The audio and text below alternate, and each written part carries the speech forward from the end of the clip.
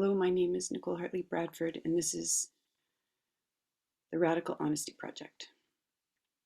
I'm starting today by going back to the beginning of Brad Blanton's book, Radical Honesty, and I've committed 10 weeks, and this is the second week, to a 45-minute call on Thursdays at 9 a.m. Pacific time, where it's one of four 45-minute time blocks that I'm devoting each week to make sure that I stay with it, because what I've discovered is that there's a part of me that doesn't want me to become more radically honest. And so yeah, I've had to turn up my commitment muscles to keep on track with this project. And I opened the beginning, and there's a quote from Brad Blanton. It said, "Life is a game in which the rules change as the game progresses. And you have to know where you are in the game to know what rules to play by. Furthermore, you can't ever be certain where you are in the game, and the rules don't always apply." And this lands for me as so accurate, that life is this complex, and what it does for me is it reminds me of the space I was just in, which is the daily, 5 days a week at 8 a.m. Heart Gym space, which was originated by Sonia Gonsalves. And for the first time today, I held the space, and I woke up this morning in a state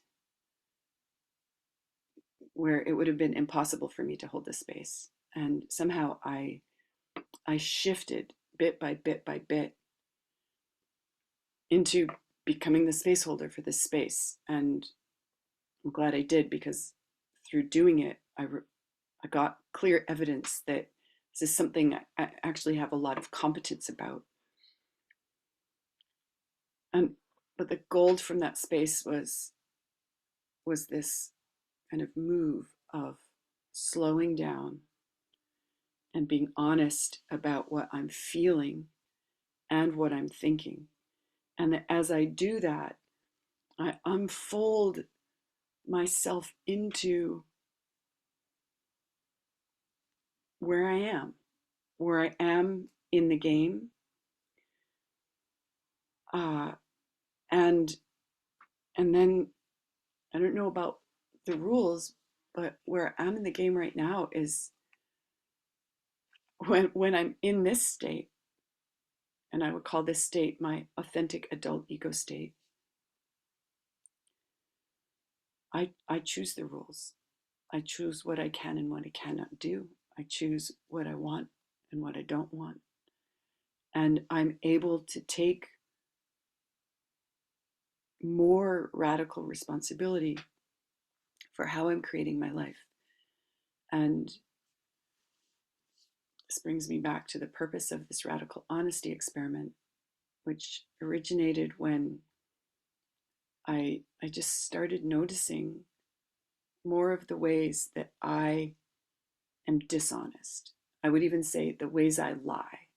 And some of the lies are obvious to catch. They're obvious. Like, I exaggerate something, or I diminish something, and then it becomes more my story, or becomes more, I think, more appealing to somebody and more impressive.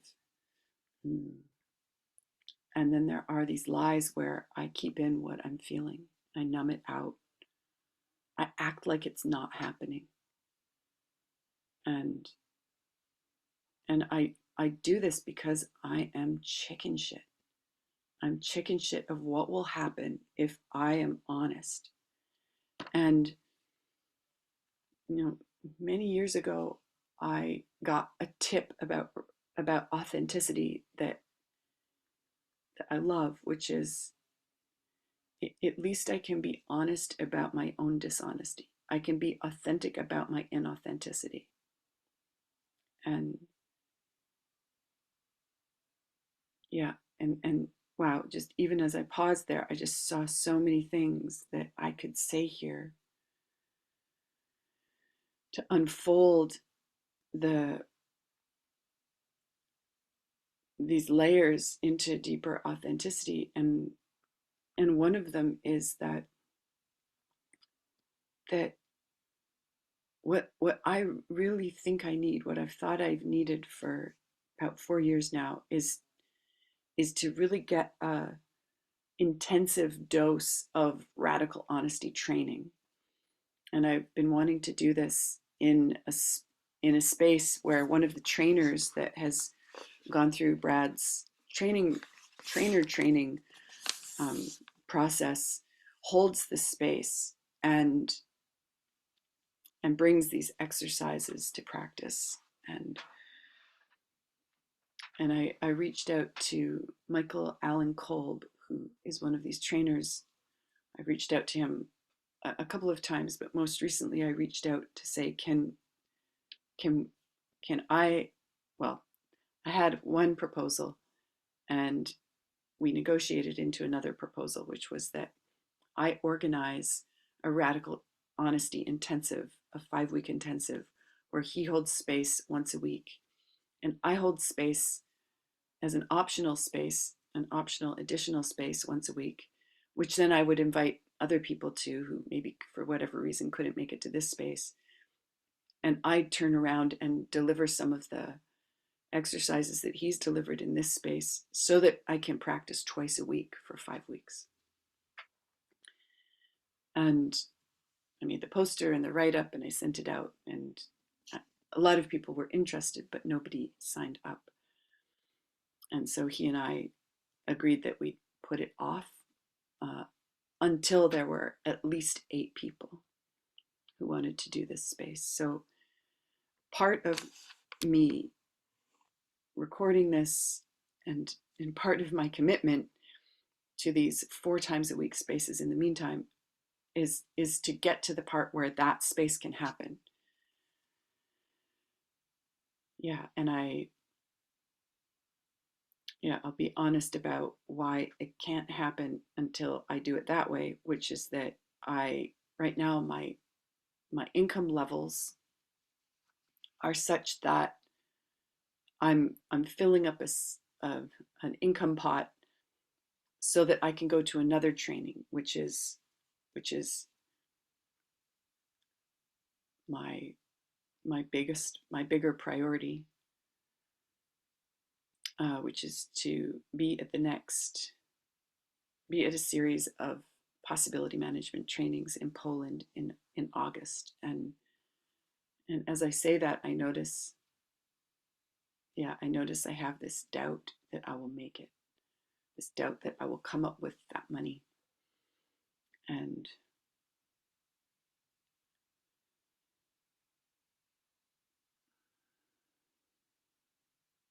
yeah, I caught myself just sliding out into this victim-y kind of it's this territory that I go into where I can't do anything to change something that I really want to be different. So in a way, this thing I go into is what I'm learning to be more honest about in order to empower myself to not go there. In any case, I will keep going in the book and I'll pause while I read. I don't know if I'll come back and say anything.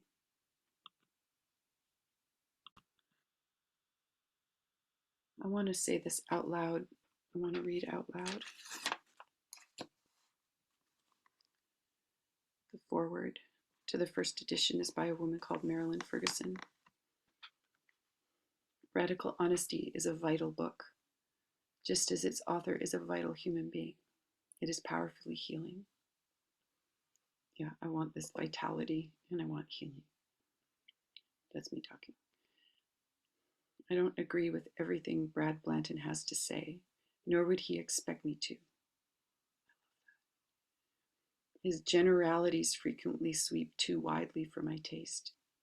And although I enjoy his deft use of slang, I'm sometimes turned off by what he calls his cussing. Yet I must confess that despite my misgivings, this book has moved me more than anything I have come across in years. In the world of psychotherapy, so often anemic and academic, theories sometimes substitute for an honest, helping spirit. The mind chats about its favorite topic, the mind, and meanwhile no one is tending to the broken heart. Radical honesty gets to the heart of the matter, without apology and without jargon. I would guess that Brad did not come to this work out of academic curiosity, but from stark need and passion. He wanted to be a therapist from his high school days. Picture a child who lost his father at 6, living with an abusive alcoholic stepfather. At 13, he has a physical confrontation with his stepfather, then goes to College Station, Texas to live with his sister. Picture a young Texan going to theology school to become a circuit preacher, covering 3 communities like the circuit riding ministers of old. The young preacher loses his job because of his excitement about the civil rights movement, which then occupies him for 4 years. Then years of protest against America's involvement in Vietnam. This is a therapist who puts his money where his mouth is, and it seems appropriate that he should be the one to tell us in no uncertain terms that the emperor has no clothes, and neither does anyone else. I first heard of Brad Blanton through friends who told me about his book because of its title. They knew that I had been working for years on a book called Radical Common Sense. When I called Brad, he responded warmly that he felt he knew me and he had quoted me in Radical Honesty, which he offered to send. When I began reading this book, which Brad had published himself, I was struck by the authentic voice and commitment of the author. The word radical, incidentally, originally referred to the juice in fruits and vegetables, the moisture provided through the root, radix in Latin. It later came to mean the essence or substance of things. Radical does not mean far out, but rather far in. Radical honesty would be the core of truth, not just the outward trappings. Just as there is the letter of the law and the spirit of the law, so there is literal truth and essential truth. Well, it makes me think of light being a wave and a particle.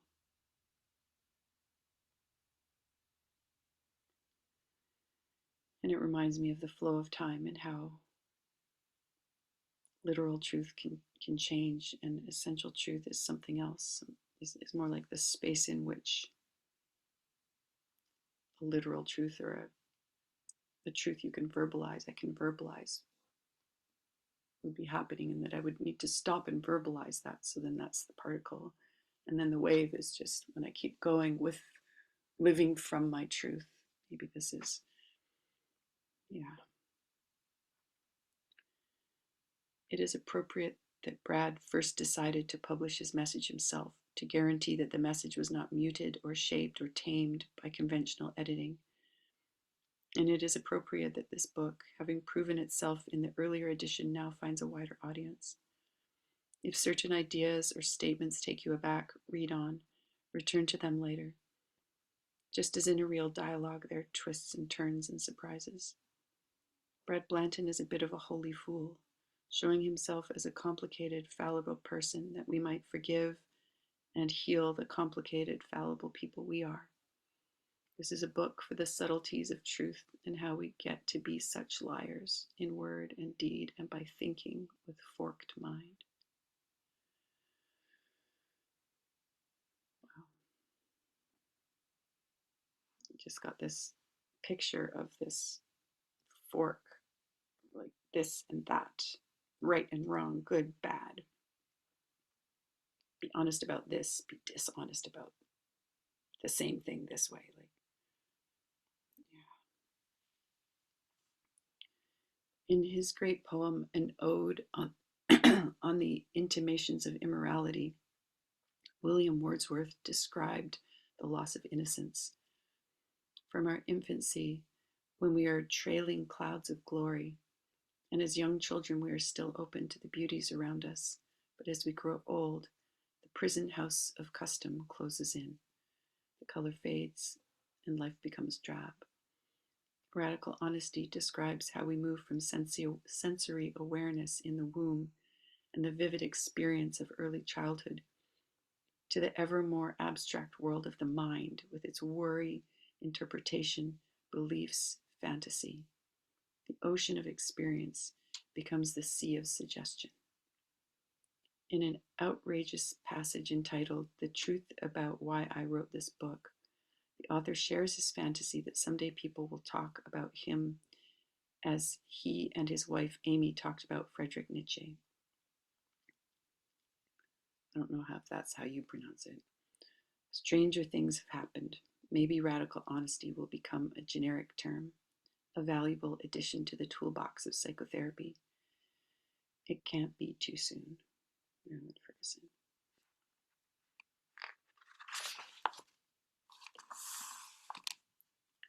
Authors Press.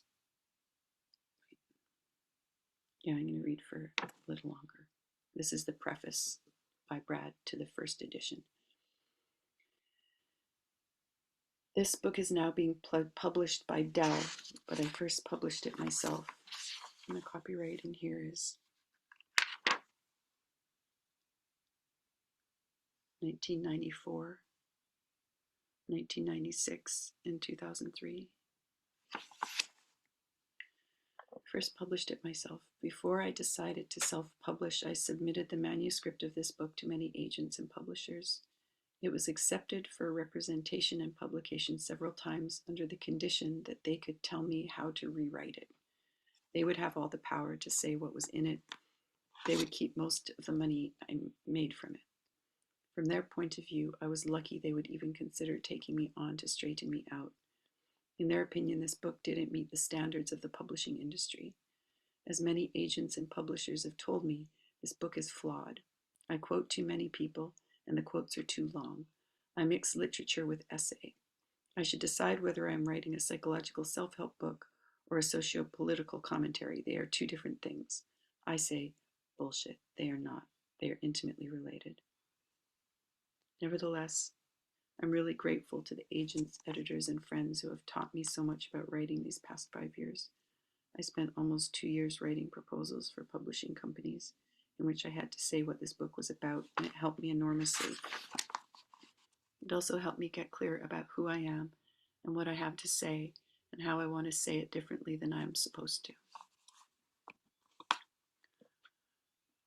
Really sums it up. I'm doing this project to get clear about who I am and what I have to say and how I want to say it differently than I'm supposed to.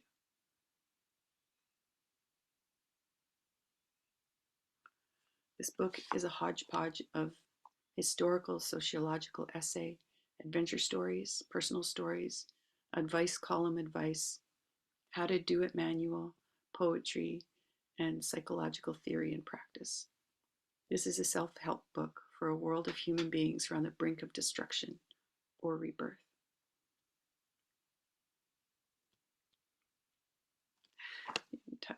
I'm touched that he would bring such a book, because I think that the world of human beings are on the brink of destruction or rebirth. And I hope it's rebirth, and I'm scared it's destruction, including with myself. There's not only something wrong with the book, there's something wrong with me. I cuss too much. I am unprofessional both as a psychotherapist and as a writer. Except he is a professional psychotherapist and he does get paid for it, and he is a writer and he does get paid for it. I am an anti-moralism moralist. I do.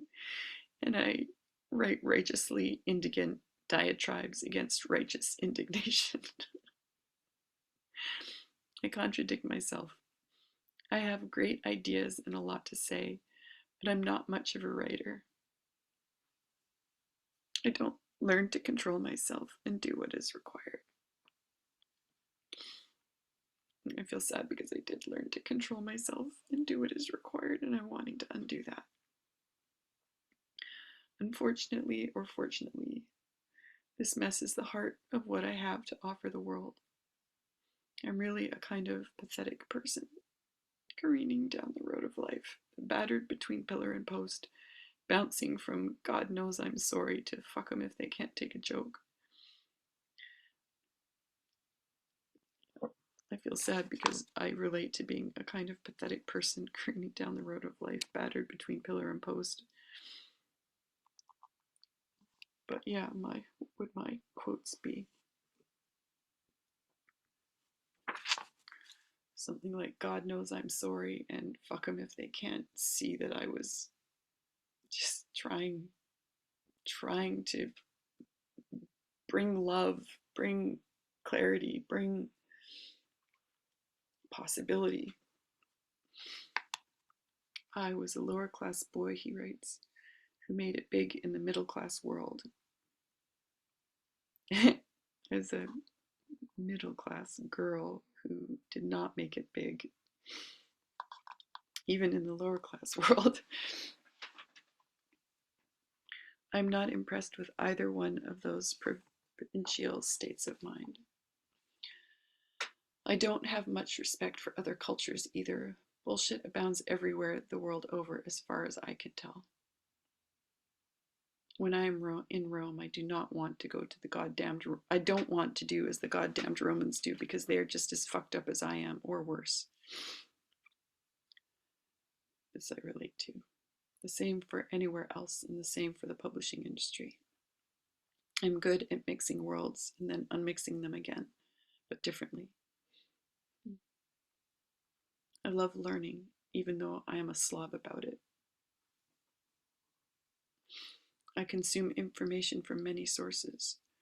I keep what seems to be nourishing and life-sustaining and useful from conversations with people, spit out what I can't use, and share whatever I come up with in other conversations with other people. I am a translator across barriers of feeling and thought. I want to be that. I think I am that. I am a transliterator of meaning from one language to another, from subculture to subculture, culture to culture, Eastern world to Western world. I appreciate the hell out of anything written or told to me that works for me in my life. Amen. I am inordinately interested in the truth, which I'm able to tell is true by how it works in my life. I don't give a shit about form or about formulas that are merely traditional. At first I thought that said rational, and I was like, oh, it says traditional. I would also say rational.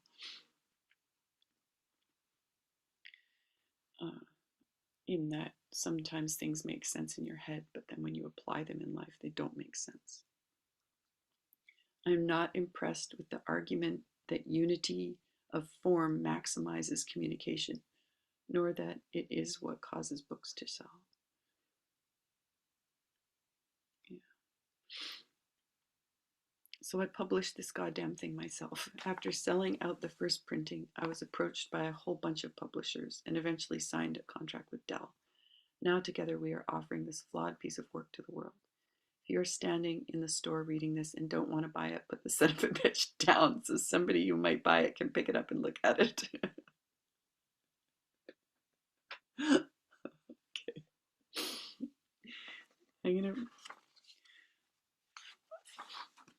I'm gonna close that there. There's about 50 more minutes in this time that I've committed. And what I want, I got this, I have this new book, and I'm gonna use it as my radical honesty project book. And I don't have a pen handy, pencil. I will use it. And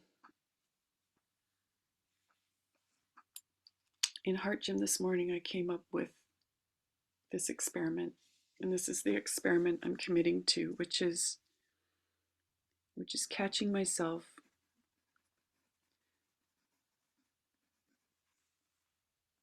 lying, going fast.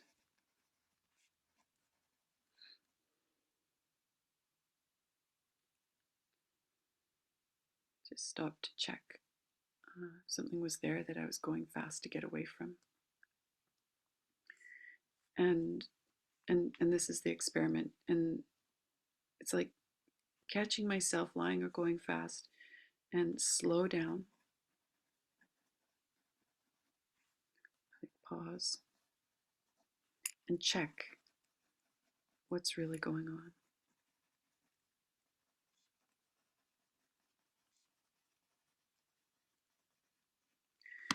And say it, like say it out loud.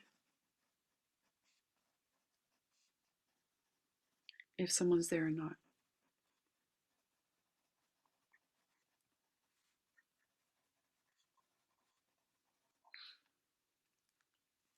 So that's my first experiment. And a part of it is also like write down, like make a list of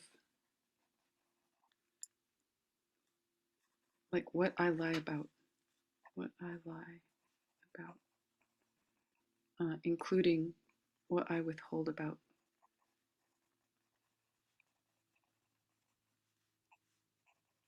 And be specific.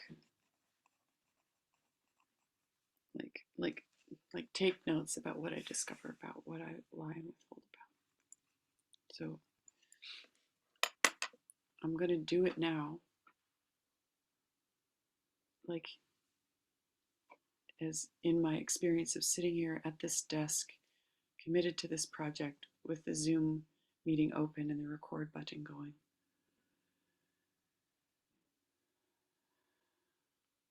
Slow down, pause, check in what's really going on.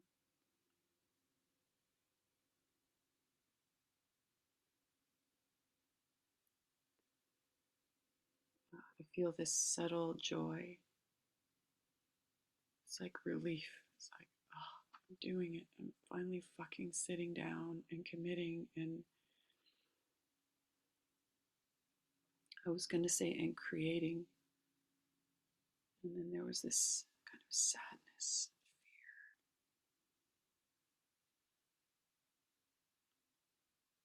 fear. Yeah, I'm scared.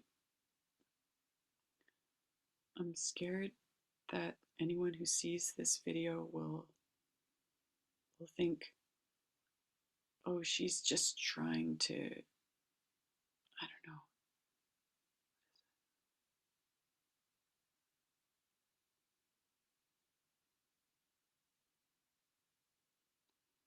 Yeah, that you, that you, people who listen or watch, will not believe me, will think that I'm making stuff up inside of me.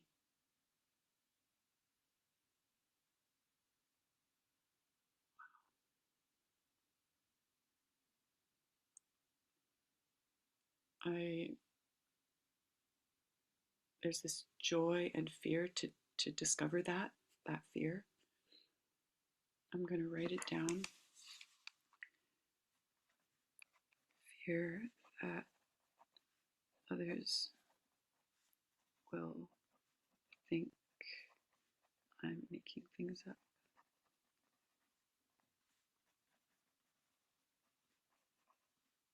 About what's happening in me.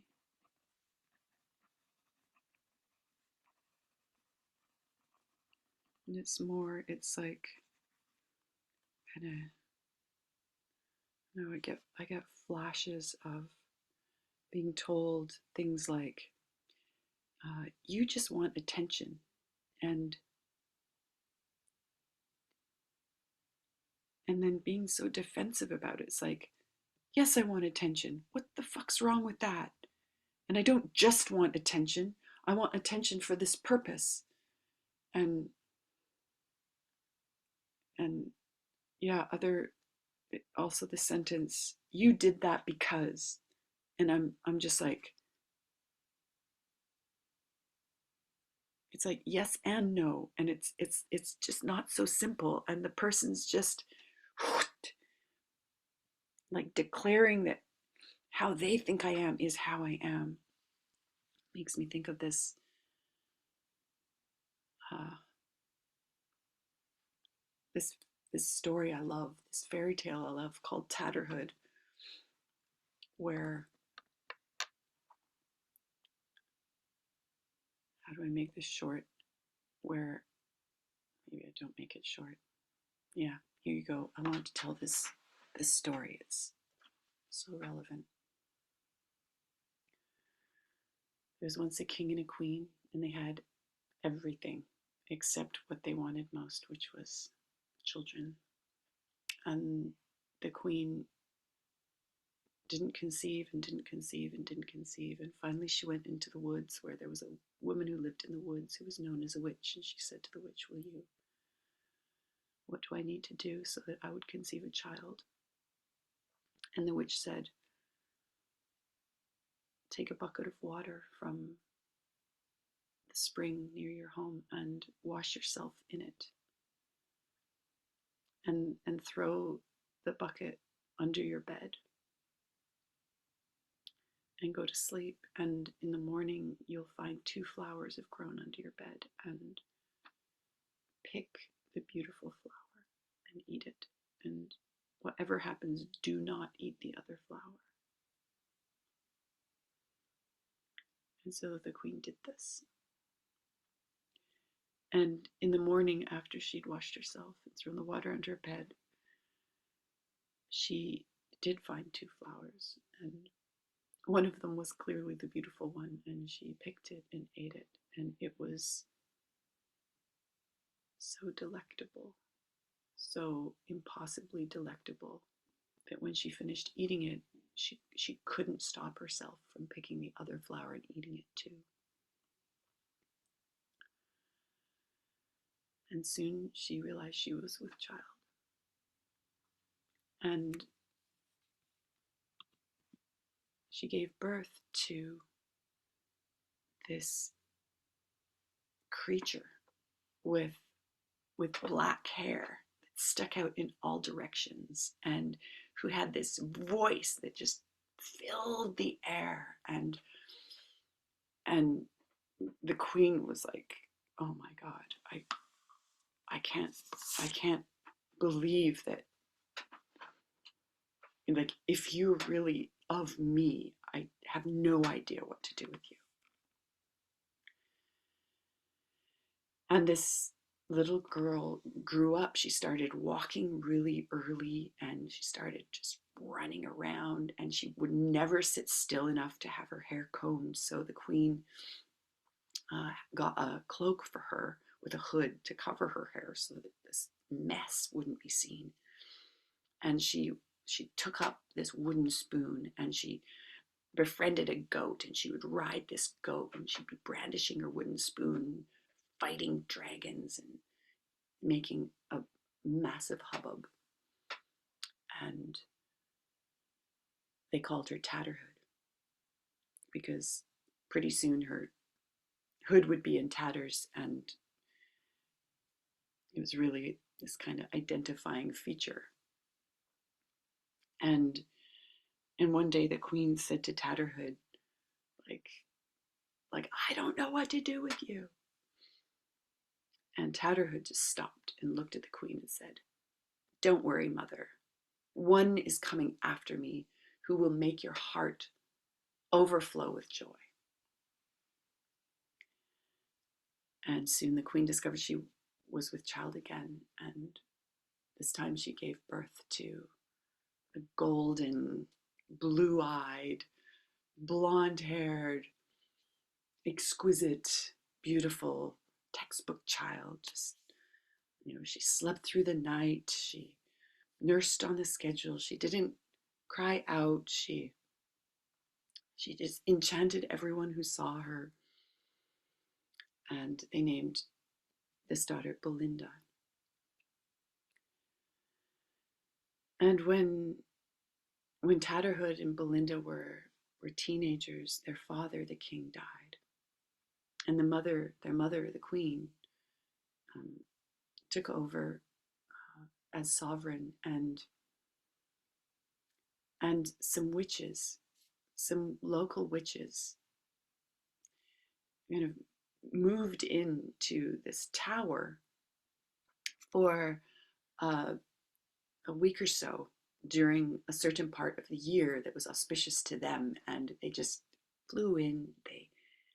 They took over. They All kinds of things happened in the land around that the queen was like, "Oh my goodness," about, and then they left again, and they had almost a year of peace and normalcy, and then the witches that time of year they came back again, and by then Tatterhood was, I don't know, grown up enough that she was like, okay, this is not happening.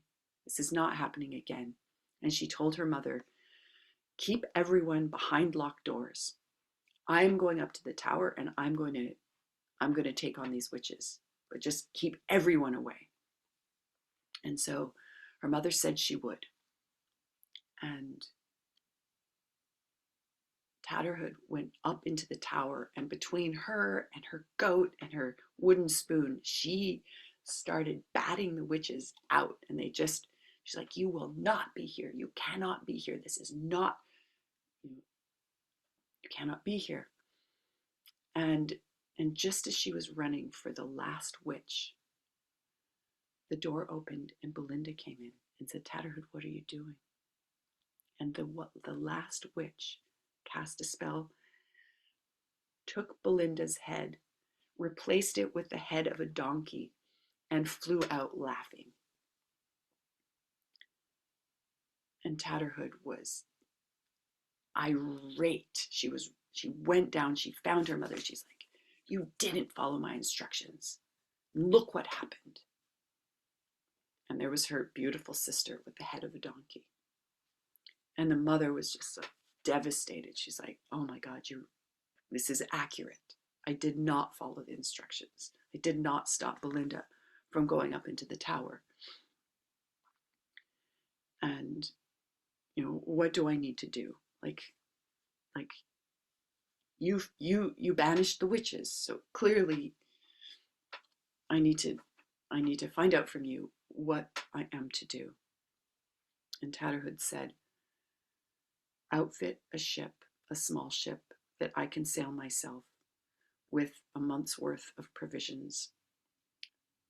I will take Belinda and I will get her head back. And her mother just did it, and off they sailed. And Tatterhood sailed with Belinda to the Witch's Isle, their usual home. And I don't remember how, but she made some kind of deal with the witches, or killed them, or I don't know even what happened, but she conquered the witches. And then she got Belinda's head back, and she took the donkey head off and put the witch's head there. And they sailed on. And they sailed to another kingdom, and they docked this ship in this kingdom where two brothers were preparing themselves for the death of their own father. And they pulled up, and one day Tatterhood was riding her goat and brandishing her wooden spoon along the dock. As soon as they arrived, really, Tatterhood did this to give her goat a good run, and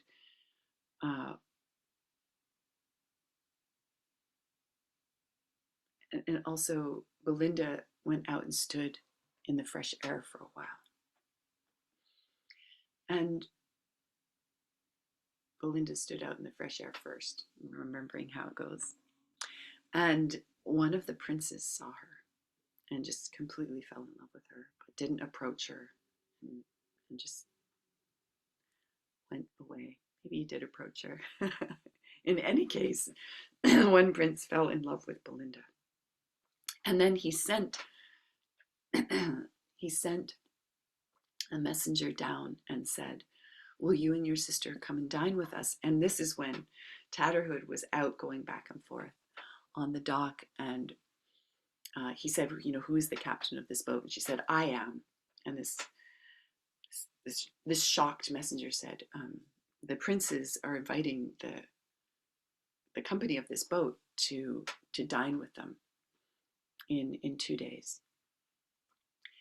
And Belinda said, I accept, and I will ask my sister.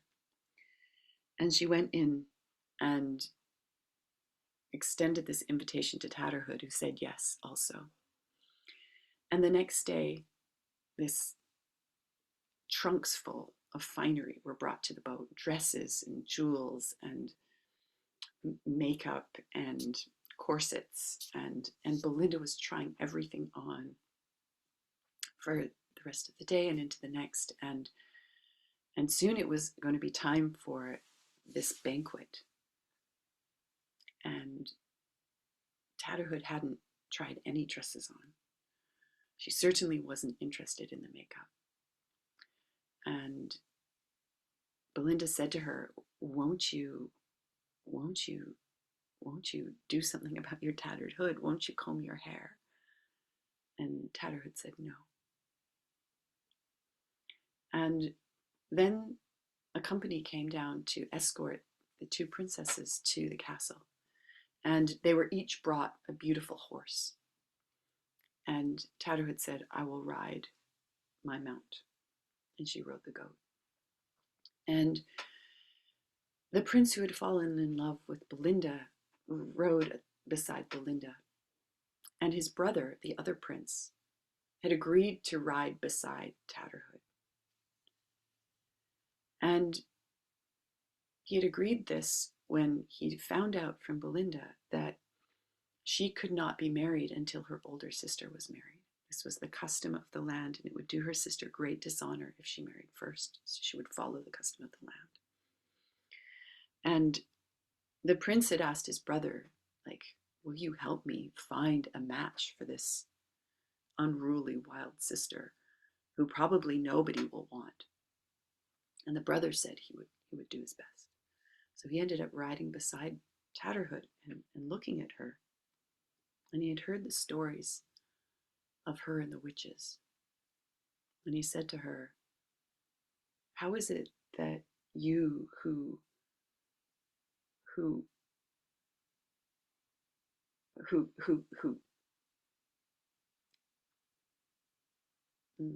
had victory over these witches would wield a wooden spoon? And she says to him, you see a wooden spoon? And he said, it's probably a magic wand. And as soon as he'd spoken, the spoon changed. It turned into a magic wand. And she looked at him and she kept riding. And then he said, how is it that you ride on a goat? And then she looked at him and he looked at her and he said, though I see a goat, I get that this is a mighty steed that you have mastery and connection with. And the goat suddenly transformed into this horse, this stallion, the strongest horse he'd ever seen, and the most beautiful. And he was just enchanted and stunned. And then he said, and how is it that you wear such a tattered dress when a woman like you would surely be attired in the most exquisite of finery? And her clothing transformed into this incredible gown, and he he looked at it for a while, trying to figure out how she could be riding astride a horse instead of side saddle and be wearing this beautiful gown at the same time, and he couldn't figure it out. But she still had the hood over her face and this matted hair sticking out. And then he said to her, "And I'm guessing that you wear this hood so as to hide a most beautiful, exquisite face." And when he finished speaking, the hood fell away, and her matted hair became long, shining black hair, and her face was raised to him, and she met his eyes. And for the first time she spoke. She said, "As you see me, so I am."